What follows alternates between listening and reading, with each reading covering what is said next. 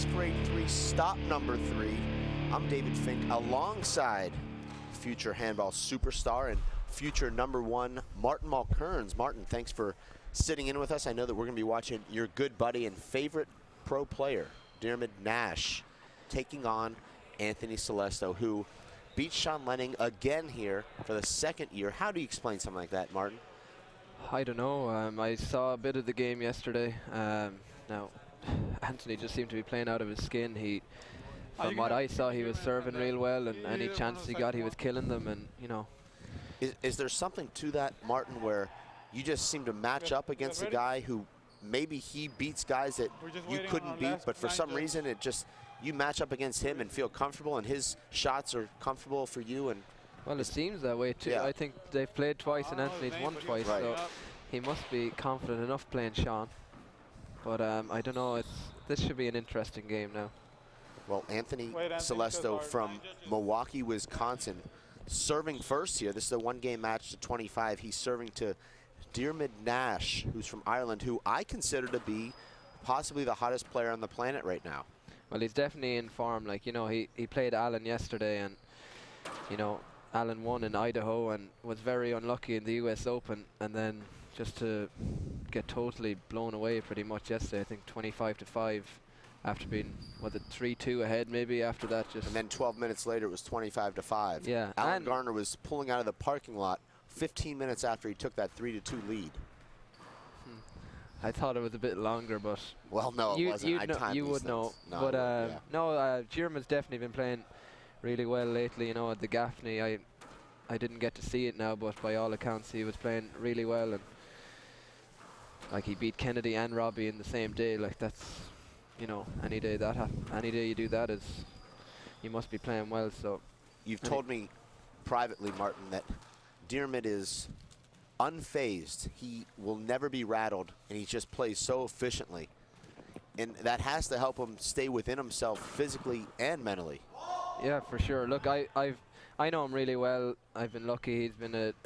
I've got to train with him since I was probably 16 or 17. He was in university in Galway, where I'm from, and when I moved to UCD for my first year of college, he happened to move there as well. So we've been playing each other a lot, really, and you know, I've seen him playing loads of tournaments now, and never will he get fazed by a situation. He's a great head, and just hope he does well here now.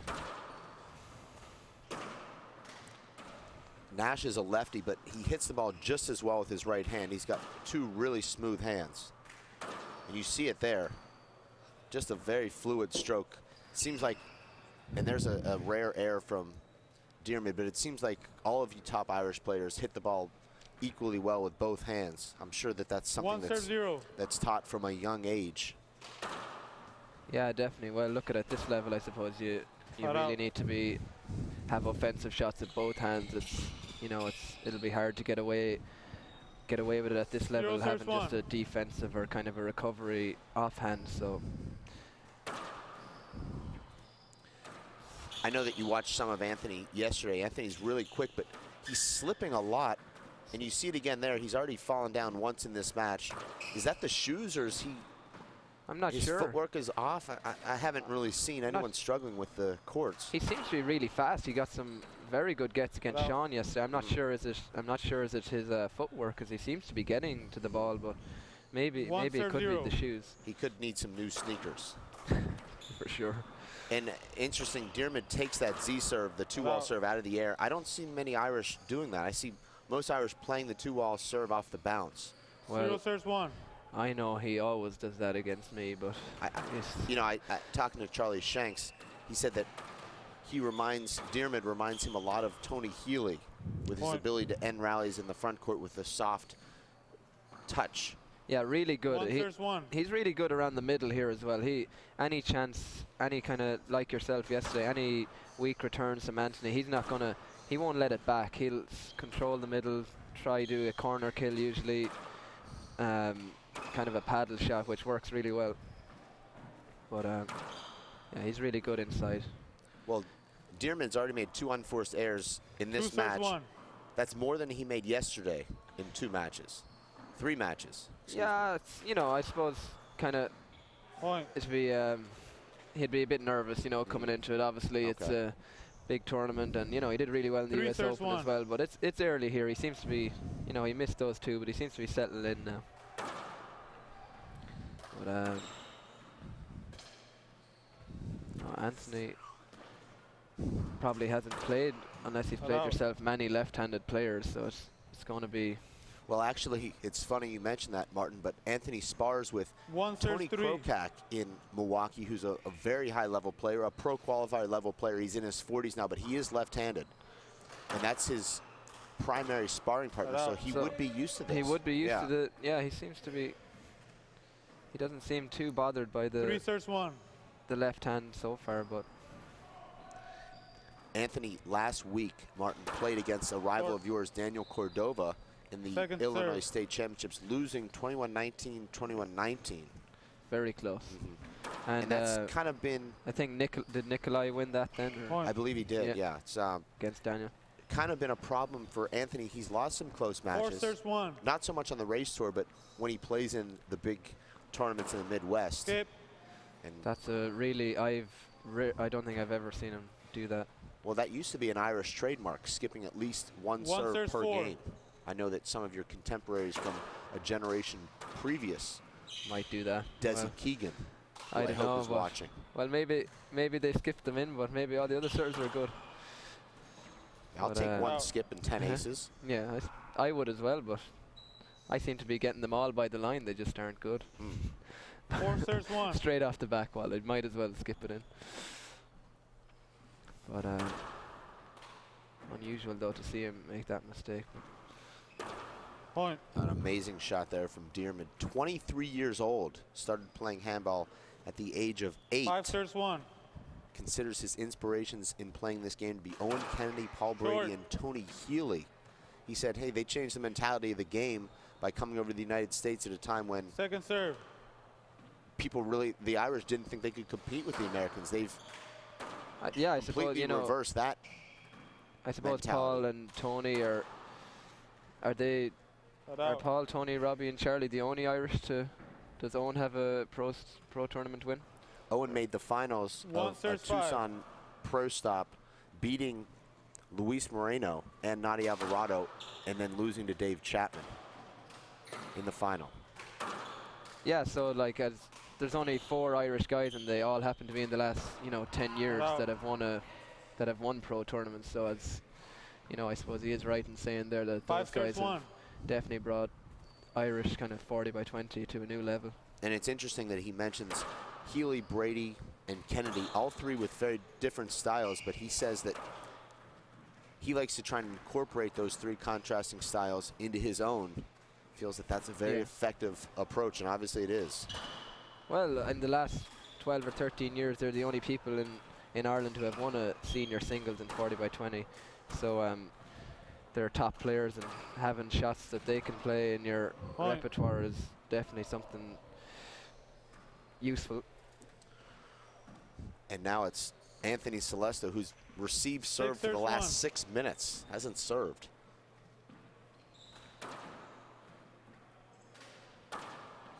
It's a good 3-wall serve. It doesn't come off the back wall. It's forcing Anthony to play it around the walls. Nash's first appearance on the webcast, and that's a terrible error from Anthony, who may want to consider a timeout here, but his first appearance on the webcast was in the quarterfinals at our last race stop, the Simple Green US Open, where he took Luis Moreno to an 11-5 tiebreaker loss, 2 hours and 45 minutes. He was unlucky, it was so long. I think kind of towards the end of the tiebreak, I think he might have got a bit of a cramp, but after 2 hours and 45 minutes, it's just it can kind of go anyway. Then it's maybe who has that little bit left in the tank, because they were obviously really well matched that day. There was nothing between them, and I thought he might win that game. He had a great first game. I think he came back to win that. He came back to win the first game, and well, he actually trailed 13-1 in that first game and won it 21-20. And that's the thing about Dearman, who just never says. Yeah, as I said, he has a great head. It's he'll be just thinking there one at a time, get back in there, and at 13-1, if you can get 3 or 4, even you're back, to 5 or 6, and Then he goes in and doesn't get another. He makes nothing on his serve, and suddenly you're back at 13-8 or 9, and you know, it's just kind of things like that. He has a good head like that. 1 serves 8. Anthony Selestow now serving. He's 5'9". Works as a landscape contractor in his family business. His goals, Martin, are to become the best that he can be and strive for excellence. Hard to argue with that. Oh, well, He's got a very good attitude. It's good. It's a good. Nice young man. Very nice. Very friendly. Yeah. Always happy and smiling, and you know, that's a great attitude to have. Just try to get the best out of yourself. But says that his fly kill is the best part of his game, so he'll need to look to take the first ball off a weak return if he can get one. And I don't like this serve. Well, oh, great right hand there. Right hand back all kill. You don't want to have to be diving for your opponent's return a serve. That's a sign that you didn't get a good serve. Maybe try a different one if he's able to play an offensive shot on the next one. It mightn't be the best serve, but no, he'll find it hard to do those fly kills that he likes, because Diarmid will move him out of the middle every time. You know, he'll keep him back, and Anthony won't get much time to be around the short line there, where he might be comfortable in taking those fly kills. It's I'm surprised he hasn't taken a timeout yet. He has 3. Hold it. Diarmid works as an investment analyst for Towers Watson, a risk management consulting firm that offers global services. This is not a commercial for Tower Watson, just reporting. No, he's been working there the last year or two, doing really well. 2 serves 9. He has some. He's busy with work, but he seems to be able to balance his training and work really well. So I think that actually helps an athlete to have something else going. Yeah. It takes a lot of the pressure off, and you know, there's only so many hours in a week you can really play before you start overplaying. And you know, I think a lot of these athletes overdo it, become too analytical, and become burned out in the process. So it's nice to have a full-time 2 serves 9. Basically play handball for fun. And I think that's what I see from almost all the Irish guys. Point. And that's a beautiful shot there from Anthony Selestow. That's the kind of shot that beat Sean Lenning 2 years in a row at this very event. He was getting a lot of them yesterday. I thought it kind of was one of those days as well. You could see everything was going Anthony's way, kind of the rub of the green. All his kills were coming off, his serves were going in, and it's one of those days. It's pity they can't be like that every day. Well, Anthony has a tendency to try and scoop fly kill, and I'd like to see him take full swings on those sidearm kills. Doesn't have a lot of success with those scoop underhand paddle fly kills. Short. Kind of a Chapman trademark. Not that easy to do. No. I found out how effective they are yesterday, but it's unbelievable. Yeah, some of the best shots I've seen in a while. But Point. And is he going for that shot? He's saying sorry there, but it looks like he's. Oh, he was going for that shot, but I think he just maybe mishit it a little bit. It just. 10 serves 3. If he's really sorry, he should just give him a side out. don't you think? Yeah, I know you're kind of the theory. He's not really sorry, but I think he's just kind of saying, you know, it was a bit of an accident. Maybe he's saying I'm sorry, but not sorry enough to not take the point. And that's a bad air there from Anthony, who says that his dad and his brother Blaze are his inspirations for playing handball. They actually have a handball court on their property. 11 serves 3. Really? Yeah, his parents actually have a real nice, they have about 40 acres in Menominee Falls, which is outside of Milwaukee. Anthony lives in a separate house with his brother on the property, and there's a handball court. This must be quite a big property then. Well, I haven't been invited, but it seems like it would be just wonderful. I know that Luis Moreno stayed there a couple months ago when he played in one of Anthony's favorite tournaments, the Greater Milwaukee Open, and they did some sparring in the Selestow living room. You can't say that very often. It's probably an unbelievable court as well. Yeah, I would think so. Point. Be a good weekend tournament there. Get a few guys up. Yeah. but I'm very surprised Well, that. serves So, 3. Mr. Selestow, you have our information. Just shoot me an email. Let me know when we can bring the whole crew down for an event. We'll bring the cameras and the pros. I know you'll be there, Martin. I don't know. It'll be. I'm on work experience now for the next 26 Well, serves weeks. 3. Well, I have to do 26 weeks between now and August, so I'm not sure if I'll make any more of the tournaments Well, I'm not happy to hear that. until next season. But I'm not happy about that.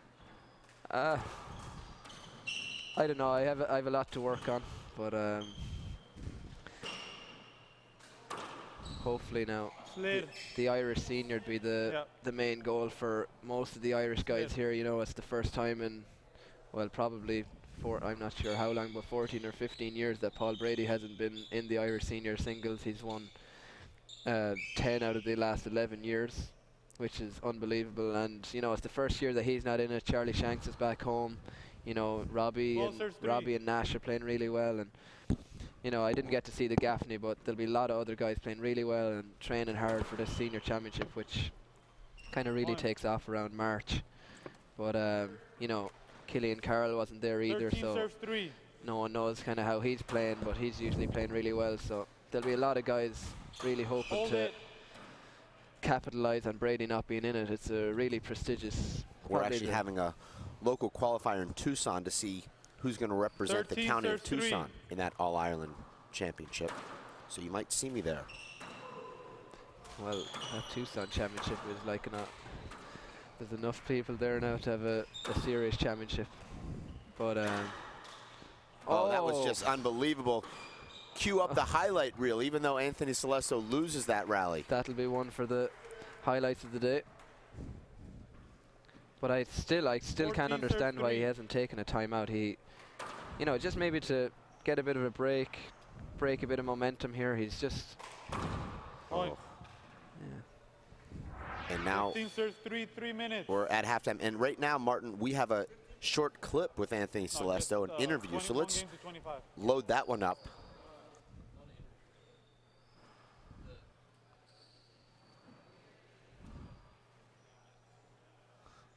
Okay, so there's Anthony Selestow defeating Sean Lenning, and look at that emotion. Fist pumping. You don't see that from Anthony. He was so happy there yesterday. Really happy for him. And it's got to feel so good, Martin, because you know Sean's coming for revenge after losing to him the only time they played here last year. And Anthony validates that win by doing exactly the same thing as he did last year. And you know, when you beat a top player, you know they're coming for you next time. And to be able to stand up to him and even beat him, it's a great accomplishment. He seems to be comfortable playing Sean, for whatever reason. He seems to go in there and just do his own thing. And I don't know, I thought Sean was maybe, well, he seemed to be a little bit off, like not taken away from Anthony. Anthony played really well, but Sean had some definitely uncharacteristic misses. Well, that's true, and I was surprised by that because Sean spent 3 weeks training in Tucson, playing twice a day at the Tucson Racket Club, playing some high-level players, and his game was getting better each day, and I expected to see a really informed Sean Lenning, and it didn't happen. Sean Sean will drop from his #2 ranking that he's held. He's been either #1 or #2 since the race started, and he'll now drop out of that top 2 after this event. You know, so there is a big ranking shakeup here. It'll be, I know, it'll be really close down. I suppose Mondo didn't make it now. I think kind of on this season's standings, he was around 5 ranking points or 5.5 or something like that. No, Mondo was at 8. Oh, he was of course. So that really did hurt him not being able to make it here this week. We definitely feel bad about that. But Mondo's such a great player. He's got 2 more events. He produces the kind of handball that he played at the Plummer event. Yeah. He could work his way into that Players' Championship. First qualifier to make the final, is he? Or what, did Shanks as well, no? No, Shanks never made the finals as a qualifier. Okay. So first, yeah, he had an unbelievable weekend. And he came through a tough games as well. Oh, I mean, it was just a phenomenal play. And that was after not playing a race event in 2 years. Yeah, he is some, oh, there it is, between the legs there. Anthony might not win this event, but he is making the highlight reel. He's got more highlight reel shots despite trailing 17-3. 17 serves 3. Yeah, he Point. mustn't like to take time. I saw it good. Good. Both saw it good. The only Point. thing you can really say about Dearman Nash is he is 18 serves clinical. 3. Oh, that's what I was saying before. You know, he's really efficient. Like if I mean, you he's give him like a an setup there, assassin. You don't even know it's coming, and all of a sudden you're down 18-3. Yeah, Point. he's just going through people this weekend. You know, he's continued his good form from the Gaffney, and I was 19 really serves impressed 3. with him against Allen yesterday. You know, having played him a lot, I know what he can do, and I thought he was serving as Hold good it. as I've ever seen him serving. He hit some great serves yesterday and great kills. Nash Fine. describes his game as adaptable 19 serves and 3. counts his uncanny ability to modify his game and counteract his opponents as his overarching strength. Flat out. So clearly, Dermot, a student of the game, he knows what he's getting himself into. He's playing to his strengths and to his opponent's weaknesses. 3 serves And 19. at this level, there aren't many weaknesses, but he knows how to find Flat them. out. No, I've never 19 really seen serves him 3. getting badly beaten by anyone. He can adapt, as he said there, to other Point. people's games and change his own game so he can play other guys. And Now, this 20 is serves 3. Anthony's second match against a top Irish player in this event, as you see Anthony try to come in, and that Right. hits Dermot right in the face. that ball is He has been outscored 45-6 by the Irish thus far. This match isn't over. I'm just yeah. reporting up to date. Yeah, I think he got But 3 yet off outscoring Robbie, the number Robbie 2 as well. seed 25-19. So It's funny, you know. It's how yeah, this is a sore dose. That ball is really hard as 20 well. serves Even 3. you know, it's always sore, but it's definitely got a bit more. It's definitely a lot harder than the O'Neill's Irish ball we're using. well, as soon as somebody hits me with a 2-wall serve out of the air, I'll never serve it again. Not only in that match, but never when I play them again. Well. Oh. Point. Kind of just Chapman shots in there. 21 serves 3. And this is exactly what happened against Alan Garner yesterday, where fairly close to start the match, a lot of rallies and side outs, and then all of a sudden it's 20 unanswered points.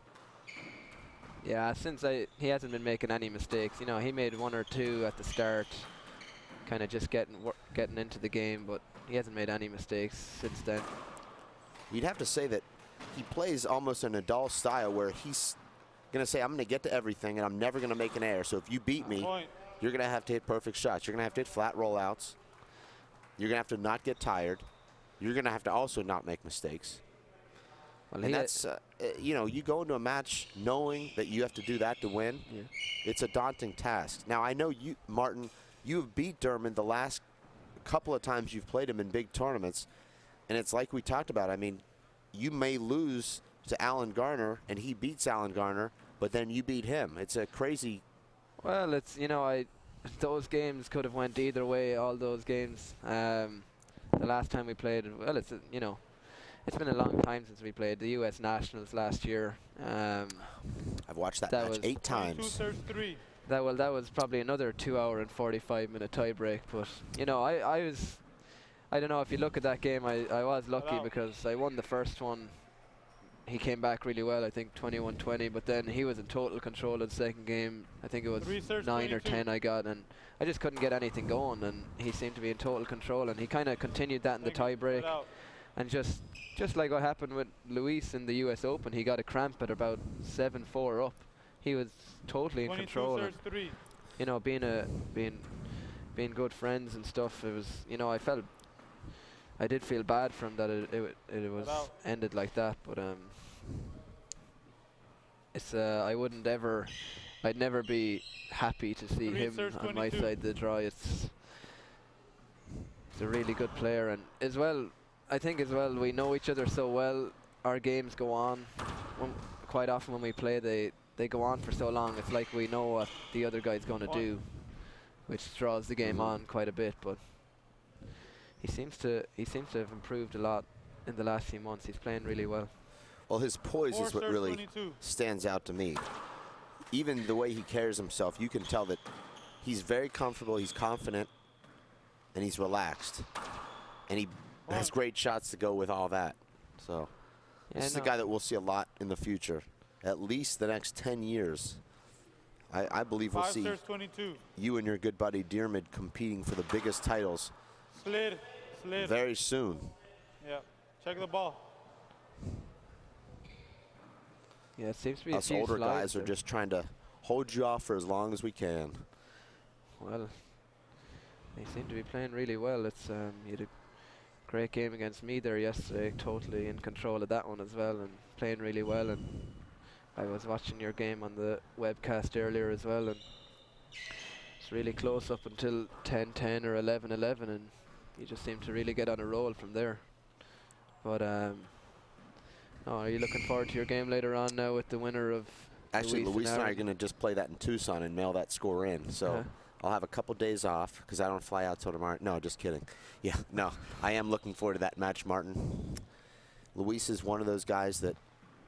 Well, you'd be kind of like me and Diarmid in a way. You actually do get to. I know maybe since you've moved to Tucson, you've got to play him a lot more than you would have before. So you probably know each other's games quite well and what the other's capable of, and shots they go for. You'll be able to read each other quite well. So I'd be kind of expecting, like the way me and Diarmid play. It could be quite a close game since you know each other so well. But well, Luis and I have played 5 times in the last 3 weeks, so. It's kind of in Luis's hand, as you know, having played Luis. It seems like if he wants to do it, there's just no way to stop him when he gets that mindset. You have to hope to play your best, and maybe he's 10% off, and then you can find yourself in a good match. Well, I know the Tucson City Championship that we played in November, we the 2 games to 15. I think it was 14-14 in the first game, and I felt pretty good. And he won 15-14, and then second game I think I was leading 13-7, and I didn't get to serve again. Yeah. I took 2 timeouts. I did everything I could do to try to break the rhythm, but I think there was only 1 rally. I think he 7-8 or something. Well, actually, just go up to him and tell him, I'm actually talking to you to break your rhythm. Forget about the timeouts. Just walk up to him and tell him that. And then make him laugh. Actually, that doesn't work either. No, it's just he definitely can play just unbelievable serves like that. I think maybe Players Championship last year as well against Brady, second game. I think he could have been like 10-5 down to 15 as well, and he can just. He's a great server. There's no lead that's safe against Luis because he can run 7 or 8 points by only hitting 10 shots. Second serve. 4 of them aces and 3 of them second shot kills, and that's a terrible serve from Anthony. And Diarmid drills the ball down the wall. That's a very high percentage shot there from Diarmid, who hits that about 8 inches high, rides the wall, and hit it about 80 miles per hour. I don't know how that translates into kilometers per hour. Probably about 115. Match point, serve 6. I don't know either. I'm not great at them conversions now, but I think we could be maybe seeing the end of this game now. Well, Anthony skip in. Anthony goes down here. He will be in the 5-8 playoffs, and Diarmid moves on in just his second ever race event. Very impressive. He's now in the semifinals. He'll face Emmett Peugeot in a rematch of the quarterfinals of the USHA 4-Wall Nationals that you made the finals of just in June. So that'll be exciting. But up next, after a short break, we're going to have junior rivals. Luis Moreno, who turned 26 years old yesterday. Aaron Garner, who's also 26 years old. These guys have been playing each other for about 12 years. They've been playing in the pros for about 7 or 8 years. And this is another case of 2 guys who know each other's games. Aaron is riding a hot streak right now, having beat you and then beat Luis Cordova here yesterday. So he's feeling confident. Aaron's got a very good game. I could see Aaron doing very well against Luis Moreno, but we're going to find out. That match is going to start in about 20 minutes, Martin. So we're going to take a quick break here. Thank you for tuning in, and we're going to see you just in about 20 minutes for Luis Moreno, the world number 1, taking on the number 8 seed in this event, Aaron Garner. For Dave Fink, Martin Mulkerns, we'll see you in just a few. It's Timothy Green's first day at school. What's in there? He's about to fall over. Anything he might need. There's a box of tissues on the bottom and some Band-Aids. There's a whole first aid kit, actually. Mom, I can handle it from here. You don't have to be perfect Have a great day. That's too much pressure. Have the day you have. to be a perfect parent. There are two people in the world who want you more than anything. They'll make some mistakes, but they will love you more than you can ever imagine. There are thousands of children in foster care who will take you just as you are.